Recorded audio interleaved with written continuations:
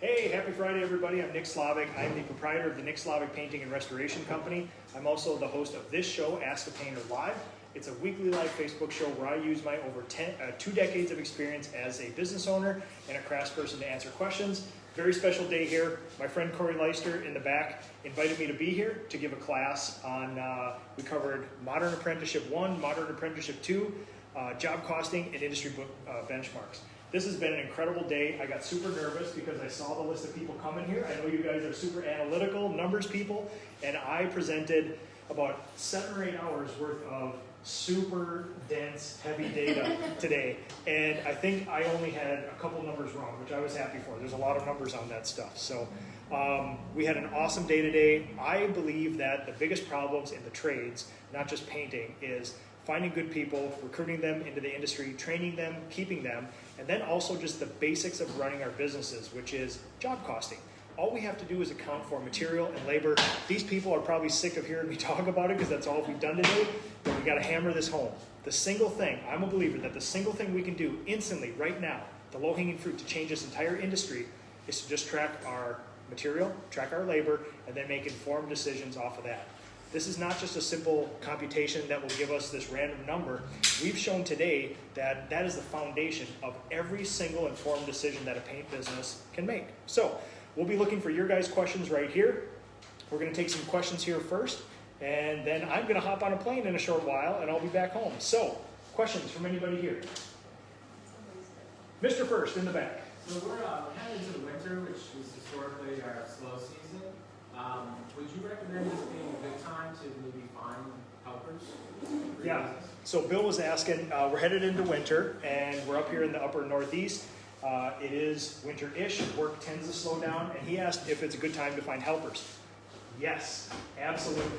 If you want the low-hanging fruit of recruiting, at this time in Minnesota, we probably have it a little more severe than you guys up here, which is we get a hard shutdown. And traditionally with landscapers, concrete, roofers, they have a hard stop and they physically don't do work. Painters kind of tag along and like we mentioned before, I like ice fishing too, let's just take the winter off.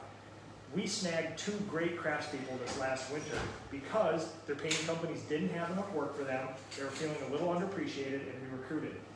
We went over the numbers today. We recruited and trained about 13 people November, December, January of last winter. So there are tons of people out there. May, statistically, is the worst time to recruit because anybody who can paint has more work than they can handle. November, December, I would test it out. I think you'll find some interesting data. Anybody else? Yes, sir. What are some productivity books that you recommend reading? For books? Oh man, I am. Hector asked about books, Traction, and Get a Grip. So Traction, and again, first of all, I should say, I think most business books are gross. You know, you get a guy with a fedora and the little mustache and the white suit on the back, and it's like, oh man, you feel like a greasy salesman, you know? But there are some books that you cannot argue with, you know? There's, Traction is one of them, which is basically so you have a proven product, we're going forth, we're making some money, but everything's chaos, we don't really know. Remember, we're talking about that transition curve, you're in the trough, nothing makes sense, what do we even do? Traction is the recipe book for getting out of the trough. There is a book called Get a Grip, which is the novelized version of Traction. Get a Grip, it tells the story of about a business that's struggling, gives you case studies, and actually shows you how that company came out of there. So I would recommend Get a Grip first, and then I have Traction with me because I read chapters every once in a while. It's good to bump into that. The next book, which is really interesting to me, is Rocket Fuel, which is another version of Traction, but it shows you, Traction believes that at the head of every big business, there should be sort of a visionary and an integrator. A visionary is the person, we should start drywall. The integrator is like, okay, let's actually try to make some money off drywall. Let's get the people, let's get the SOPs. Somebody has to get the traction to the ground of that stuff. I'm usually not a big fan of promoting business books. Rocket Fuel then shows you, though, what that interplay between the visionary and the integrator should look like to be good. And even just knowing that, even if you're not going to do this, even if you're not going to do this for your business, knowing that typically businesses have somebody whose head's in the cloud and another person who actually make things run. Families run like that sometimes too, you know, and it's not this foreign concept. So Just knowing that those are two separate roles that as solopreneurs we have to do together, that's why it's chaotic. Because we have to say, oh my God, should we do exterior? Should we do just cabinets? Should we start a paint line? All that sort of stuff. Somebody has to then get the traction to the ground, which is, I would argue, the most important part of that thing. So yes, those are my favorites. Some of the books that I've read, I'm trying to think, the worst book I've ever read is 10X. I don't know if you guys have read that. It's fine, it's good, there's some pointers, but basically the only thing I took away was, yeah, just do 10 times more. It's like, I'm sitting here reading this book, like sweating, like, I'm working 16 hours a day. I don't know how to 10X this. Like, I know this works, I know you're successful, Grant Cardone, but it's just like, I don't know what to do with this book. You know, just do more. Be more excited about it. I don't know, so either way. Anybody else? Corrie. So we took our company from 2 employees part-time to, we just hired on our 7, and they're all part-time now, but we have the work to bring on full-time.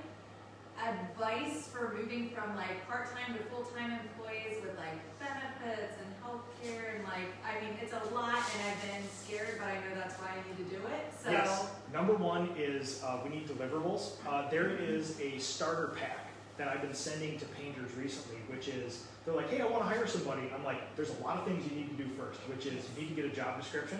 Right. You need to have clear deliverables. You need to have something like the standards that says, if you go below this, you will be fired. Right. Most companies don't have it. Employee handbook, which we probably already have. Employee handbook is great because it's half of it is just employment law. If I'm going on a medical leave of absence, these are just cookie cutter things that you can get from the state and other businesses. After that, you should have the pay scale going forward. Now, after you have that, that's the basis. To me, I would never hire a human. Now, having said that, I've hired lots of humans without any of that in place, and it's chaos. If you have that in place, hiring people will be much easier because from their interview, you can say, this is what I expect. And if you fall below this, we're going to help you. If you do very well, you'll move through this stuff. Accountability is everything. I would get those quarterly reviews, if not sooner. We do quarterly just because we have so many people, but honestly, if I just had a couple people, I'd be sitting down weekly at the end of every job. If I had my 3 craftspeople back, I'd sit down on every Friday night and say, hey man, this is what we saw good today, this week, and here's something we should probably work on for next week. And that constant little, instead of a formal thing where we have to meet at an office and all this other stuff. So, yeah, and then basically, the best thing you can do for employees is give them that budget.